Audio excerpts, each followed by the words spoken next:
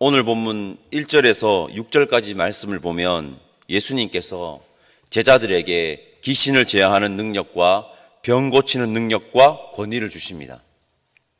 그리고 능력을 받은 제자들은 병을 고칩니다.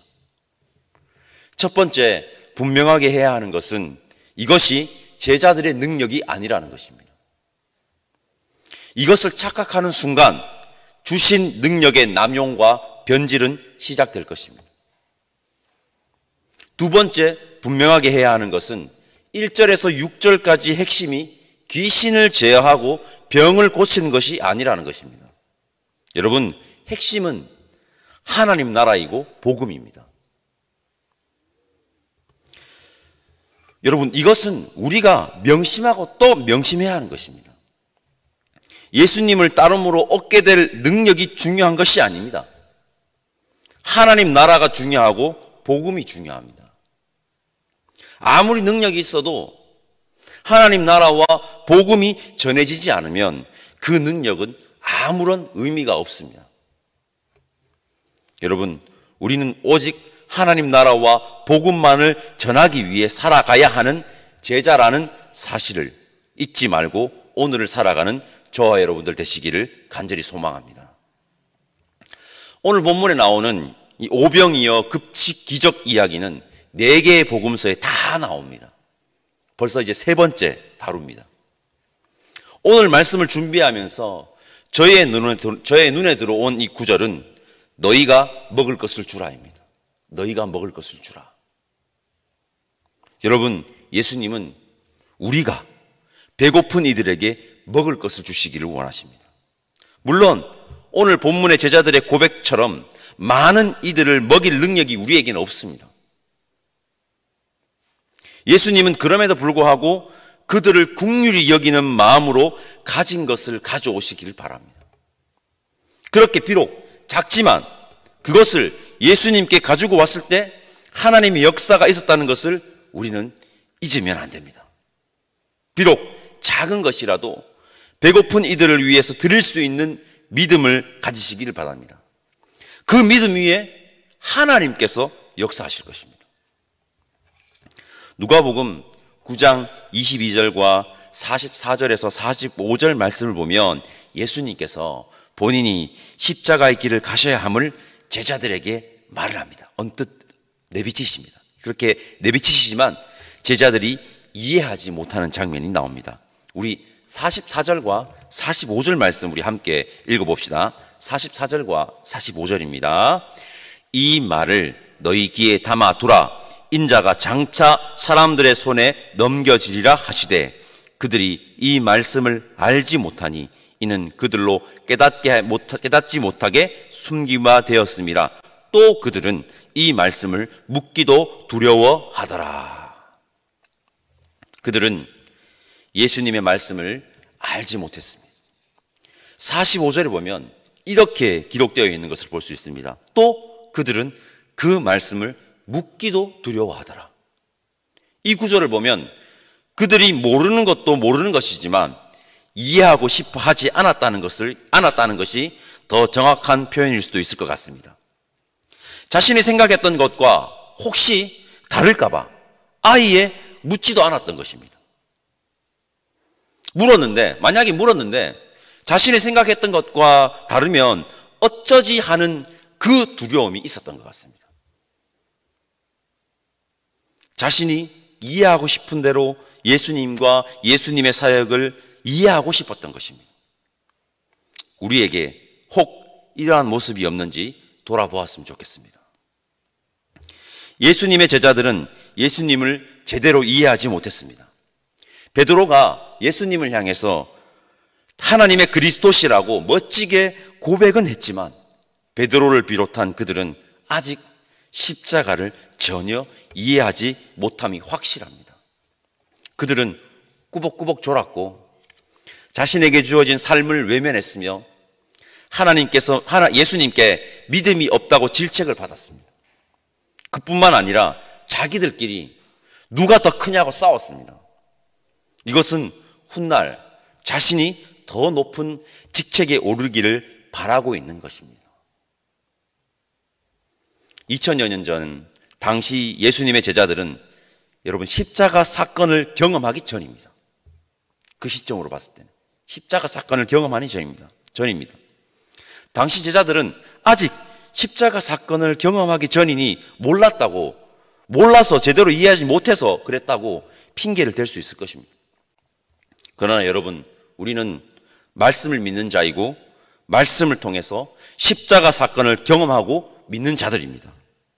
그런데 십자가를 이해하지 못하면, 예수님을 제대로 알지 못하면 너무 가슴 아픈 일 아닙니까? 우리는 제자들처럼 십자가 사건을 경험하기 전이라서 몰랐다는 핑계를 대지 못합니다. 십자가와 예수님을 제대로 이해하고 살아가는 이 시대의 제자들 되시기를 간절히 소망합니다. 누가복음이 가난한 자들과 소외받는 자들에게 관심이 많은 복음서라는 말을 드린 적이 있습니다. 그리고 누가복음은요, 기도에 관심이 많은 복음서입니다. 기도라는 단어가 많이 나옵니다. 오늘 본문 9장에만 예수님께서 기도하는 장면이 3군데 나옵니다. 3군데. 성도 여러분, 기도의 삶은 우리 그리스도인 삶에서 매우 중요합니다. 오늘 본문을 보면 기도의 본질적 기능이 무엇인지 보여주는 장면이 있습니다. 우리 28절과 29절 말씀 함께 읽어보겠습니다. 이 말씀을 하신 후 8일쯤 되어 예수께서 베드로와 요한과 야고보를 데리고 기도하시러 산에 올라가사 기도하실 때 용모가 변화되고 그 옷이 휘어져 광채가 나더라. 아멘. 예수님이 기도하실 때 용모가 변화되었다고 합니다. 이 장면이 우리에게 기도의 본질을 말해주고 있습니다. 자주 말씀드렸습니다. 기도는 자신의 뜻을 관철시키는 것이 아니라 무엇입니까? 하나님의 뜻을 발견하는 것, 찾아가는 것입니다. 하나님의 뜻을 발견하고 찾아가면 어떻게 해야 될까요? 찾으면 그 뜻대로 살아야죠. 그 뜻대로 살아야죠. 우리가 오늘 본문에서 나오는 예수님과 같은 변화가 일어나지는 않겠지만 기도의 본질적 기능은요, 기도하는 자신이 변화되는 것입니다. 기도하는 자신이. 기도를 통해 하나님의 뜻을 발견하는 자는 하나님의 자녀로, 하나님의 백성으로, 참 그리스도인으로 변화되게 되어 있습니다. 이것이 바로 기도의 본질적 기능인 것입니다. 기도를 통해 하나님의 뜻을 발견하기를 바라고, 기도를 통해 자신이 변화되는 놀라운 역사를 경험하는 우리가 되었으면 좋겠습니다. 우리 58절 말씀 함께 읽어보겠습니다. 58절입니다. 이 말씀은 너무너무 중요합니다. 58절 말씀 함께 읽겠습니다. 예수께서 이르시되 여우도 굴이 있고 공중의 새도 집이 있으되 인자는 머리 둘 곳이 없도다 하시고. 아멘. 여러분, 예수님을 믿는다는 것이 무엇일까요? 예수님을 따른다는 것이 무엇일까요? 예수님을 믿고 따르는 것이 자기가 지금 하고 있는 일이 잘 풀리기 위함인가요? 다른 사람들보다 더 잘 살기 위함인가요? 예수님은 분명하게 말합니다. 여우도 굴이 있고 공중에 새도 집이 있으되 인자는 머리 둘 곳이 없도다. 예수님을 따름은 세상의 영광을 추구하고 이루기 위함이 아닙니다. 여러분, 예수님을 따름은 세상의 영광, 그것과는 비교할 수 없는 가치, 생명 살림의 가치를 위해 자신을 던지는 것입니다. 여러분, 예수님을 따르기를 원하십니까? 우리 예수님을 따릅시다. 세상이 맛볼 수 없는 기쁨을 맛볼 것입니다. 세상이 줄 수 없는 평안을 누릴 것이며 세상이 여러분 이루지 못하는 승리를 얻을 것입니다. 우리 예수님을 따릅시다. 누가복음 9장에는 이해하기가 조금 어려운 구절이 있습니다. 59절에 58절 이후로 나오는 59절에서 62절인데요. 우리 함께 59절에서 62절까지 말씀 함께 읽어보겠습니다. 또 다른 사람에게 나를 따르라 하시니 그가 이르되 나로 먼저 가서 내 아버지를 장사하게 허락하옵소서. 이르시되 죽은 자들로 자기의 죽은 자들을 장사하게 하고 너는 가서 하나님 나라를 전파하라 하시고, 또 다른 사람이 이르되 주여 내가 주를 따르겠나이다마는 나로 먼저 내 가족을 작별하게 허락하소서. 예수께서 이르시되 손에 쟁기를 잡고 뒤를 돌아보는 자는 하나님 나라에 합당하지 아니하니라 하시니라. 아멘. 아버지 장례는 지내야지, 아버지 장례는 지내야지 라고 반문할 수 있을 것 같습니다. 여러분, 우리 기독교는 효를 강조합니다.